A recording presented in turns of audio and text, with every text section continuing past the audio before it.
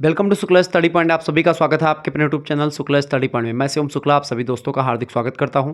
आप लोगों के लगातार ये कमेंट रहते हैं कि सर ये बताएं कि बीए में सब्जेक्ट कॉम्बिनेशन क्या होते हैं, कौन से सब्जेक्ट लिए जाएं, कौन कौन से सब्जेक्ट का कॉम्बिनेशन होता है आगे चल करके टीचर बनने के लिए या अन्य चीज़ों के लिए। तो आपको एक छोटी सी जानकारी देने का प्रयास करूंगा और एक डिटेल वीडियो मैं और बनाऊंगा सब्जेक्ट कॉम्बिनेशन को लेकर के।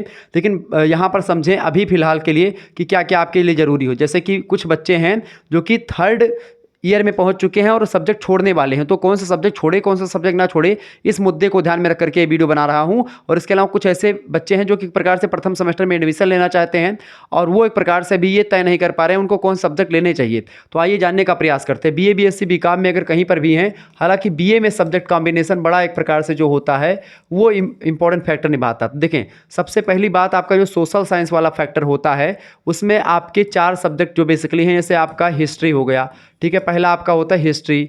तो हिस्ट्री अगर आपका सब्जेक्ट है, हिस्ट्री के साथ आप पॉलिटिकल साइंस भी ले सकते हैं, ठीक है, पॉलिटिकल ठीक है, साइंस। तो पॉलिटिकल साइंस हो गया आपका हिस्ट्री के साथ। इसके अलावा आपका जियोग्राफी, ठीक है, जियोग्राफी सब्जेक्ट अगर आपका है, या इसके अलावा आपका इकोनॉमिक्स भी आपका इसमें आ जाएगा सोशल साइंस में, ठीक है, इकोनॉमिक्स आपका हो गया। तो ये सब सब्जेक्ट जो होते हैं सब्जेक्ट कॉम्बिनेशन है, यानी हिस्ट्री और पॉलिटी का बड़ा ज़बरदस्त सब्जेक्ट कॉम्बिनेशन है। जियोग्राफी का पॉलिटिकल साइंस का भी है, जियोग्राफी का हिस्ट्री का भी हो सकता है, जियोग्राफी इकोनॉमिक्स का या पॉलिटिकल साइंस इकोनॉमिक्स का। तो इन सभी के, इन चारों के एक प्रकार से सोशल साइंस में है।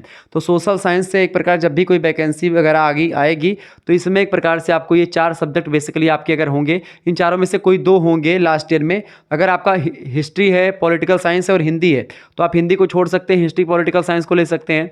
या जियोग्राफी इकोनॉमिक्स है और सोशियोलॉजी, तो आप सोशियोलॉजी को छोड़ करके जियोग्राफी और इकोनॉमिक्स ले सकते हैं। इस तरीके से आप सब्जेक्ट कॉम्बिनेशन बना सकते हैं। इसके अलावा अगली बात ये कि एक चीज़ और यहाँ पर ध्यान रखेंगे, जब भी आपको दूसरा टॉपिक क्या है, जैसे कि आपका जो साहित्य वाले सब्जेक्ट होते हैं उसको लेकर के भी आपके दिमाग में कुछ डाउट्स होते हैं कि साहित्य अगर हम पढ़ रहे हैं तो क्या पढ़ना चाहिए क्या नहीं। देखें, साहित्य में बेसिकली क्या होता है, हिंदी साहित्य जो है इसके साथ सब्जेक्ट कॉम्बिनेशन का लफड़ा है।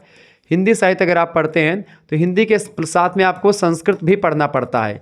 यानी अगर आपका थर्ड ईयर में हिंदी और संस्कृत है तो आप हिंदी संस्कृत पढ़ते रहिएगा। फर्स्ट सेमेस्टर में अगर आपने हिंदी लिया हुआ है तो हिंदी के साथ आप संस्कृत ले लीजिएगा, क्योंकि संस्कृत और हिंदी से अगर आपको टीचर बनना है तो बाकी कोई दिक्कत नहीं। अगर आपको टीचर बनना आगे चल करके तो एक आध 2 जगह पर आपके लिए एक प्रकार से हिंदी संस्कृत कॉम्बिनेशन उतना माना जाएगा। बाकी अगर आप पीएचडी करना चाहते हैं, पीएचडी, तो उसके लिए एक प्रकार से हिंदी संस्कृत रहे या न रहे कोई उतना मैटर नहीं करता है। लेकिन जब एक प्रकार से आप टीजीटी पीजीटी देख रहे हैं तो आपके लिए ज़रूरी होगा हिंदी के साथ संस्कृत का कॉम्बिनेशन, ठीक है। तो अगर अभी एडमिशन नहीं लिए हैं तो संस्कृत और हिंदी दोनों ले लीजिएगा। अगर आप टीचर बनना चाहते हैं तो बाकी सरकारी जॉब की या सरकारी नौकरी की तैयारी कर रहे हैं और हिंदी के साथ आपका संस्कृत ना भी है तो कोई दिक्कत की बात नहीं है, ठीक है। बस टीचर बनने के लिए थोड़ी सी एक प्रकार से अर्हताएँ यानी योग्यताएँ होनी चाहिए, या किस सब्जेक्ट में क्या आप पढ़ रहे हैं तो वो, ठीक है। इसके अलावा जो अंग्रेजी साहित्य होता है, इंग्लिश लिटरेचर, उसके साथ कोई मसला नहीं है, यानी इंग्लिश का साथ कोई लफड़ा नहीं है, ठीक है। संस्कृत भी अकेले आप पढ़ रहे हैं, संस्कृत से आप एमए वगैरह करेंगे तो उसमें भी कोई हिंदी की उतना नहीं कि भाई हिंदी पढ़ना ही पड़ेगा इसके साथ। लेकिन संस्कृत और हिंदी का कॉम्बिनेशन बड़ा ज़बरदस्त होता है, इसीलिए इसको एक प्रकार से सजेस्ट किया था कि भाई इसको दोनों साथ में लेकर के पढ़ें। अंग्रेजी का कोई मैटर नहीं तो साहित्य वाले सब्जेक्ट ही हो गए। इसके अलावा कुछ सब्जेक्ट आपके होते हैं, जैसे कि अगर मैं आपको समझाऊँ, जैसे कि आपके जैसे अगला जो सब्जेक्ट आपका होता है, तीसरा पॉइंट ये है कि जो आपका अगला सब्जेक्ट है उसमें आपको क्या होता है, जैसे समाज शास्त्र है आपका, ठीक है, समाज शास्त्र आपका सब्जेक्ट हो गया, यानी सोशियोलॉजी सब्जेक्ट हो गया आपका, ठीक है। इसके अलावा आपका हो गया एजुकेशन सब्जेक्ट, एजुकेशन मतलब शिक्षा शास्त्र, ठीक है, एजुकेशन सब्जेक्ट हो गया आपका।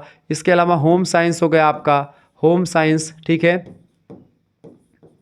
होम साइंस सब्जेक्ट हो गया। होम साइंस के अलावा आपका जैसे साइकोलॉजी हो गया, ठीक है, साइकोलॉजी हो गया, साइकोलॉजी सब्जेक्ट जो आपका हो गया। इसके अलावा आपका एक सब्जेक्ट और जैसे फिलोसॉफी हो गया, ठीक है, फिलोसॉफी हो गया।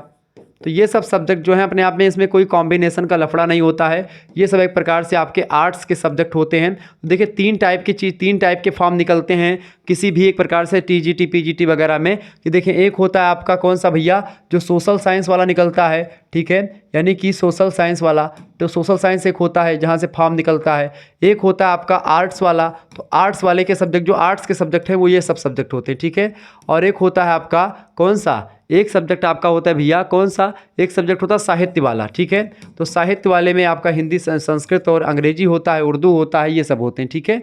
तो उर्दू के साथ भी कोई उतना मैटर नहीं करता। तो ये सब चीज़ें आपको देखनी पड़ती हैं। इसके अलावा इसमें और भी सब्जेक्ट आपके इंक्लूड हो सकते हैं, जैसे इसमें मतलब लगभग यही सब सब्जेक्ट जो होते हैं अच्छा, एजुकेशन जो होता है ये बड़ा ज़बरदस्त सब्जेक्ट होता है। एजुकेशन अगर आपका लास्ट में है, होम साइंस है, तो इसके साथ उतना सब्जेक्ट कॉम्बिनेशन कोई होता नहीं है, ठीक है। अगर ये सब सब्जेक्ट आपके हैं तो कोई दिक्कत की बात होती नहीं। समाजशास्त्र के साथ अगर आपका एजुकेशन है तो बढ़िया होता है, ठीक है। सरल भी सब्जेक्ट होते हैं, कोई ज़्यादा कठिन सब्जेक्ट नहीं है। तो इस तरीके से चीज़ें आपने सब्जेक्ट कॉम्बिनेशन बेसिकली अगर इतना आपने समझ लिया तो ये सब अगर आपके सब्जेक्ट हैं तो कोई दिक्कत की बात नहीं। पॉलिटी है, हिस्ट्री अगर आपका है तो ले लीजिएगा साथ में। और जियोग्राफी एक सब्जेक्ट आपका, जियोग्राफी भी मैंने आपको बताया था सोशल साइंस के अंतर्गत ही आ जाता है, ठीक है। तो ये क्लियर हुआ आपका। फिर मिलेंगे नेक्स्ट वीडियो में, तब तक के लिए जय हिंद जय भारत। आप सभी का बहुत बहुत धन्यवाद हमारे साथ जुड़ने के लिए। इसी प्रकार से अपना प्यार हमेशा बनाए रखेंगे।